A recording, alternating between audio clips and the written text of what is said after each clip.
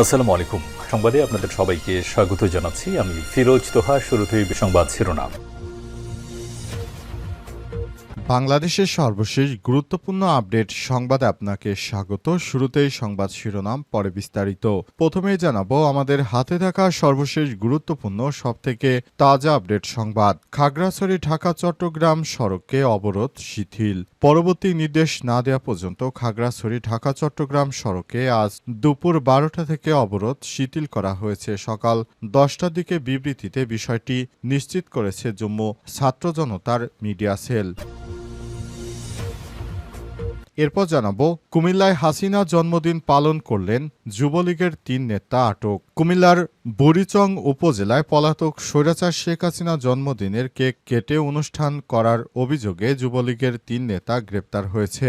আজ রাতে বিভিন্ন সময় বুড়িচং থানা পুলিশ উপজেলার বিভিন্ন স্থানে অভিযান চালিয়ে তাদেরকে আটক করেছে। তারা নাশকতার পরিকল্পনাও করছিল। এদিকে ভারতে ডক্টর ইউনূসকে অসুরূপে উপস্থাপনে লেবার পার্টির নিন্দা। ভারতে দুর্গাপূজা উপলক্ষে পূজা মণ্ডপে বাংলাদেশের অন্তর্বর্তীকালীন সরকারের প্রধান উপদেষ্টা ও নোবেল বিজয়ী ব্যক্তিত্ব ডক্টর মোহাম্মদ ইউনূসকে অসুরের মুখ অবয়বে উপস্থাপন করার ঘটনায় তীব্র নিন্দা ও প্রতিবাদ জানিয়েছে আমার বাংলাদেশ লেবার পার্টির chairman doctor Mustafizur Rahman Iran. তিনি বলেন, আগামী ২৪ ঘণ্টার মধ্যে ভারতকে ক্ষমা চাইতে হবে, তা না হলে ভারতীয় হাইকমিশন ঘেরাও করা হবে। এবারে জানাবো মসজিদে আজান হবে, মন্দিরে পূজা, এটা আমাদের সম্প্রীতি বললেন শিশির মুনির। বাংলাদেশ সুপ্রিম কোর্টের আপিল বিভাগের আইনজীবী সুনামগঞ্জের দিরাইশাল্লা আসনে সংসদ সদস্য প্রার্থী মোহাম্মদ শিশির মুনির চৌধুরী বলেছেন, দিরাইশাল্লায় সাম্প্রতিক সম্প্রীতির ঐতিহ্য শত বছরের। দিরাইশাল্লায় হিন্দু মুসলমানদের যে মিলবন্ধন সেটা অটুট রাখা আমাদের দায়িত্ব। আমরা একে অন্যের সুখ দুঃখ ভাগাভাগি করে চলব। এদেশে সংখ্যালঘু শব্দটাই থাকা উচিত নয়। এবং সর্বশেষ জানাবো আবেদন বঞ্চিতদের সঙ্গে এনটিআরসি এর কর্মকর্তাদের বাকবিতণ্ডা।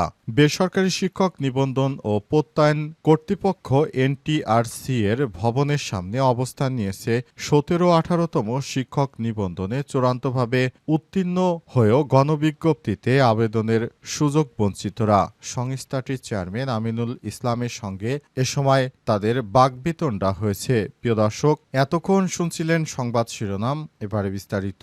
তবে তার আগে বন্ধুরা, অনুরোধ থাকবে এই সংবাদটিতে একটি লাইক দিন। এই চ্যানেলে আপনি নতুন হয়ে থাকলে আমাদের সংবাদটি দেখতে দেখতে চ্যানেলটি সাবস্ক্রাইব করে রাখুন। কমেন্ট করে বন্ধুরা আপনার মূল্যবান মতামত জানিয়ে দিন আপনি বিশ্বের কোন দেশ থেকে বা বাংলাদেশের কোন স্থান থেকে আমাদের সংবাদটি দেখছেন এবং শুনছেন। আর বন্ধুরা, এই সংবাদটি আপনার সোশ্যাল মিডিয়া ফেসবুকে শেয়ার করে বন্ধুদেরও দেখার সুযোগ করে দিন।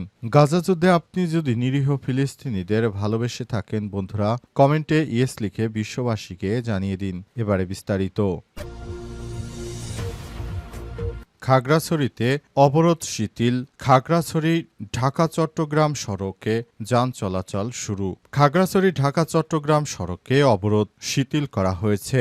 পরবর্তী নির্দেশ না দেওয়া পর্যন্ত খাগড়াছড়ি ঢাকা চট্টগ্রাম সড়কে সোমবার দুপুর 12টা থেকে অবরোধ শিথিল করা হয়েছে। সকাল 10টার দিকে বিবৃতিতে বিষয়টি নিশ্চিত করেছে জম্মু ছাত্র জনতার মিডিয়া সেল। বিবৃতিতে বলা হয়, খাগড়াছড়ি ঢাকা চট্টগ্রাম সড়কে দুপুর 12টার পর থেকে পরবর্তী নির্দেশনা না দেওয়া পর্যন্ত অবরোধ শিথিল করা হয়েছে। তবে অন্যান্য সড়কে অবরোধ চলবে। লাশ সৎকার এবং আহত সুচিকিৎসা নিশ্চিত করার জন্য অবরোধ শিথিল করা হয়েছে। এদিকে টানা তৃতীয় দিনের মতো খাগড়াছড়ি জেলায় সড়ক অবরোধ চলছে। চলাচল করছে না অভ্যন্তরীণ ও দূরপাল্লার সব সড়ক যানবাহন। নতুন করে সোমবার ৩ পার্বত্য জেলায় সড়ক অবরোধ ডাকা হয়েছে। তবে গতকাল সহিংসতার পর খাগড়াছড়ি এবং গুইমারা উপজেলা ১৪৪ ধারা বহাল রেখেছে স্থানীয় প্রশাসন। শহরতলির সড়কগুলো ফাঁকা পড়ে আছে। জরুরি প্রয়োজন ছাড়া সাধারণ মানুষ ঘর থেকে বের হচ্ছে না। চট্টগ্রাম ও ফেনী থেকে লংতু, বাঘাইছড়ি, পানছড়ি বিভিন্ন বাজারে কাঁচামালবাহী ট্রাক ও পিকআপ আটকে থাকায় ব্যবসা বাণিজ্য কার্যত অচল হয়ে পড়েছে। পচে যাচ্ছে ডিম, আলু, পেঁয়াজ সহ পণ্যবাহী মালামাল। বিভিন্ন স্থানে পুলিশ, আর্মড পুলিশ ব্যাটালিয়ন এবং বিভিন্ন বাহিনীর সদস্যদের মোতায়েন করা হয়েছে এবং সেনাবাহিনী রাস্তায় রাস্তায় টহল দিতে দেখা গেছে। খাগড়াছড়ি আধুনিক জেলা সদর হাসপাতালের আবাসিক চিকিৎসক ডাক্তার রিপল বাপ্পি চাকমা জানান, পুলিশ লাশের সুরতহাল প্রতিবেদন তৈরি করার পর ময়নাতদন্ত করা হবে। তবে কেউ যেন আর নাশকতা পরিস্থিতি তৈরি না করে সেজন্য প্রশাসনের পক্ষ থেকে সবাইকে আহ্বান জানানো হচ্ছে। বিশেষ করে ইউপিডিএফ, এই সশস্ত্র সন্ত্রাসী গোষ্ঠী, তারা পাহাড়ের নিরীহ মানুষদেরকে ফাঁদে ফেলে তারপর এসব আন্দোলন করাচ্ছে। এর পেছনে তাদের হাত রয়েছে। কুমিল্লায় হাসিনা জন্মদিন পালন, যুবলীগের ৩ নেতা গ্রেপ্তার। কুমিল্লার বুড়িচং উপজেলার পলাতক স্বৈরাচারী শেখ হাসিনার জন্মদিনের কেক কেটে অনুষ্ঠান করার অভিযোগে যুবলীগের ৩ নেতাকে গ্রেপ্তার করা হয়েছে। রোববার ২৮শে সেপ্টেম্বর রাতে বিভিন্ন সময় বুড়িচং থানা পুলিশ উপজেলার বিভিন্ন স্থানে অভিযান চালিয়ে তাদের আটক করা হয়েছে। জানা গেছে, শেখ হাসিনা ভারতে পালিয়ে গেছে এবং তার নেতাকর্মীরা দেশের বিভিন্ন জায়গায় আত্মগোপনে ঘাপটি মেরে থেকে তারা নানাভাবে বিশৃঙ্খল পরিস্থিতি তৈরির চেষ্টা চালাচ্ছে। অন্তর্বর্তীকালীন সরকারের প্রধান উপদেষ্টা প্রফেসর ডক্টর মোহাম্মদ ইউনূসের সরকারকে বিপদে ফেলতে তারা বিভিন্নভাবে প্রচেষ্টা চালাচ্ছে। অন্তর্বর্তীকালীন সরকারের প্রধান উপদেষ্টাকে বিপাকে ফেলতে এবং শেখ হাসিনার কাছ থেকে তারা সহানুভূতি পাওয়ার জন্য শেখ হাসিনার জন্মদিন উপলক্ষে তারা দেশের বিভিন্ন জায়গায় গোপনে কেক কেটে জন্মদিন পালন করছে। এ বিষয়ে অনেকেই প্রশ্ন তুলছেন।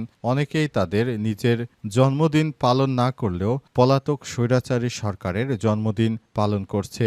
এ বিষয়টি পুলিশের পক্ষ থেকে জানার পরই তারা অভিযানে নামে এবং এই আওয়ামী লীগের নেতাদেরকে আটক করা হয়েছে। তাদেরকে বুড়িচং থানার বিভিন্ন জায়গায় অভিযান চালিয়ে তাদের আটক করার বিষয়টি পুলিশের পক্ষ থেকে নিশ্চিত করা হয়েছে। এই ঘটনার পরপরই ওই এলাকায় থমথমে পরিস্থিতি বিরাজ করছে। তবে তারা জানিয়েছে, আমরা নিজেরা এই ধরনের কাজ করিনি, তবে আমাদেরকে প্রেশারাইজড করা হয়েছে এবং আমরা এই কাজগুলো করতে বাধ্য হয়েছি বলে জানায় তারা। ভারতে ডক্টর ইউনূসকে অশ্বরূপে উপস্থাপনে লেবার পার্টির নিন্দা। ভারতে দুর্গাপূজা উপলক্ষে পূজা মণ্ডপে বাংলাদেশের অন্তর্বর্তীকালীন সরকারের প্রধান উপদেষ্টা ও নোবেল বিজয়ী ডক্টর মোহাম্মদ ইউনূসকে অসুরের মুখবয়ে উপস্থাপন করার ঘটনায় তীব্র নিন্দা ও প্রতিবাদ জানিয়েছে বাংলাদেশ লেবার পার্টির chairman doctor Mustafizur Rahman Iran. আজ লেবার পার্টির দপ্তর সম্পাদক মোহাম্মদ মিরাজ খান স্বাক্ষরিত এক বিবৃতিতে ডক্টর ইরান বলেন, লেবার পার্টি মনে করে ডক্টর ইউনূসকে অসুরের চেহারার আদলে দেবী দুর্গার পায়ের নিচে উপস্থাপন এবং কেবল একজন ব্যক্তিকেই অপমান নয়, বরং গোটা বাংলাদেশের জাতীয় গৌরব ও সমগ্র জনগণের মর্যাদার উপর নগ্ন আঘাত করেছে এই কুখ্যাত হিন্দুত্ববাদীরা। এই ধরনের কর্মকাণ্ড বাংলাদেশ বিরোধী, মানবিকতার চরম বহিঃপ্রকাশ এবং দুই দেশের সম্পর্ককে ক্ষতিগ্রস্ত করার হীন চক্রান্ত। ডাক্তার ইরান আরও বলেন, জুলাই গণ অভ্যুত্থানে খুনি ফ্যাসিস্ট হাসিনা বিদেশে পালিয়ে যায় আর ভারতের মদতপুষ্ট গোষ্ঠীগুলো তাকে এখনও সহায়তা করছে এবং তার সন্ত্রাসী কর্মকাণ্ডকে চালিয়ে যাওয়ার জন্য তারা সব ধরনের চেষ্টা চালাচ্ছে। আগামী ৪৮ ঘণ্টার মধ্যে ভারত ক্ষমা না চাইলে বাংলাদেশের লেবার পার্টি ভারতীয় হাইকমিশন অভিমুখে পদযাত্রা, বিক্ষোভ মিছিল ও কঠোর কর্মসূচির ঘোষণা করা হয়েছে। মসজিদে আজান হবে, মন্দিরে পূজা, এটা আমাদের সম্প্রীতি, বললেন শিশির মনির। বাংলাদেশ সুপ্রিম কোর্টের আপিল বিভাগের আইনজীবী, সুনামগঞ্জের দিরাইশাল্লা আসনের সংসদ সদস্য প্রার্থী মোহাম্মদ শিশির মনির বলেছেন, দিরাই শাল্লায় সাম্প্রদায়িক সম্প্রীতি ঐতিহ্য শত বছরের। দিরাই শাল্লায় হিন্দু মুসলমানদের যে মিলবন্ধন সেটা অটুট রাখা আমাদের দায়িত্ব।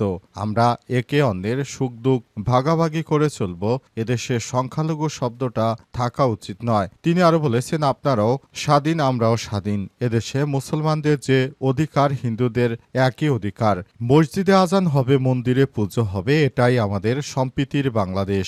সোমবার দুপুরে শাল্লায় বিভিন্ন পূজামণ্ডপ পরিদর্শনে গিয়ে সব কথা বলেন তিনি। শাল্লায় প্রায় 10টি পূজামণ্ডপ পরিদর্শন করেছেন তিনি। দুর্গাপূজা উপলক্ষে শাল্লার বিভিন্ন মণ্ডপে গরিব ও বিধবা নারীদের মধ্যে প্রায় 300 শাড়ি বিতরণ করেন শিশির মনির। উল্লেখ্য, শিশির মনির চৌধুরী তিনি বাংলাদেশ জামাত ইসলামের মনোনীত একজন সংসদ সদস্য পদপ্রার্থী। তিনি এবারে নির্বাচনে তার আসন থেকে নির্বাচন করতে চলেছেন। উল্লেখ্য, শিশির মনির বাংলাদেশে খুব পরিচিত এবং ফেমাস একটি নাম। তিনি বাংলাদেশটাকে রিপ্রেজেন্ট, পাশাপাশি অন্তর্বর্তীকালীন সরকারের সময় বাংলাদেশ জামাত ইসলামের সমস্ত নেতৃত্ববৃন্দদেরকে জেল হাজত থেকে বের করার জন্য তিনি সবথেকে বেশি ভূমিকা পালন করেছেন। এছাড়াও বিভিন্ন টক শোতে তার কথাবার্তায় মানুষ মুগ্ধ হয়ে যায়। তার মতো একজন নেতৃত্ব কিশোরগঞ্জবাসী পেলে সত্যি সেটা আমাদের জন্য গর্বের হয়ে দাঁড়াবে।